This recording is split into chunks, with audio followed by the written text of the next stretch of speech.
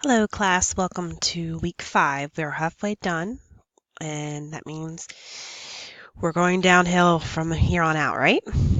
So as always, make sure to check your announcements when you come into your Blackboard shell. This is where I try to communicate anything helpful throughout the week or what has been graded and when it's been graded. So let's look at week 5. We're going to be talking about career counseling for lesbian, gay, bisexual, and transgender clients, as well as career counseling for individuals with disabilities this week. So you're going to be reading chapters 11 and 12 in your text, and there is an additional article that's attached down here. So make sure that you read all these articles prior to completing your discussion board. In regards to what you should continue to be working on throughout the week, make sure that you're working on your final paper. I posted a previous announcement about the final paper. Ask me questions, please. There's been some questions about items 1 and 2.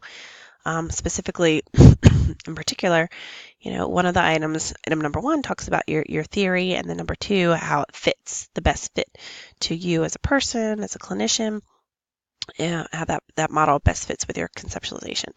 So please ask me any questions. I'm always here to help. I want you to be as successful as you're able to. This paper is worth 400 points, so that's a lot of points, and I really want to make sure that you understand in order to get the best grade that you're able to.